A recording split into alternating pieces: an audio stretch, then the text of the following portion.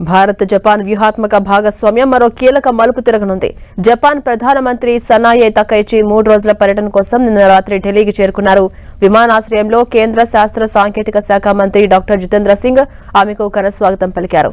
ఈ పర్యటన ఈ నెల 3 వరకు కొనసాగబోతుండగా ఇందులో భారత్ జపాన్ 16వ వార్షిక శిఖరాగ్ర సమావేశం ప్రధానంగా ఆకర్షణగా నిలవబోతుంది.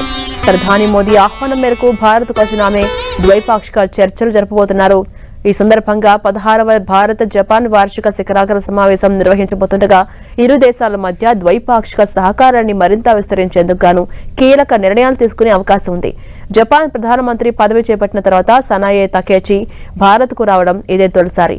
ఇక ఈ టూర్తో భారత్ జపాన్ ప్రత్యేక వ్యూహాత్మక గ్లోబల్ భాగస్వామ్యాన్ని మరింత బలోపేతం చేయాలని ఇరు దేశాలు లక్ష్యంగా పెట్టుకున్నాయి.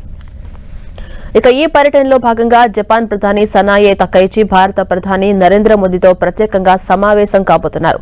ఇరు నాయకులు ఇంధనం, పెట్టుబడులు, ఆర్థిక అభివృద్ధి, ఆధునిక సాంకేతిక రంగాలు, రక్షణ సహకారం, సెమీ కండక్టర్లు, కృత్రిమ మేధస్సు, ఖనిజాలు వంటి కీలక అంశాలపై విస్తృతంగా చర్చించబోతున్నారు. ముఖ్యంగా జపాన్ రూపొందించిన free and open Indo Pacific విధానానికి సంబంధించిన తాజా రూపురేఖలను కూడా తకైచి వివరించబోతున్నారు. ఈ విధానం ఇండో పసిఫిక్ ప్రాంతంలో స్వేచ్ఛాయుత వాణిజ్యం, సముద్ర భద్రతను బలోపేతం చేయడంతో పాటు ఆర్థిక ఒత్తిళ్లు ఎదుర్కొనే సామర్థ్యాన్ని పెంచడంపై దృష్టి సారిస్తుంది.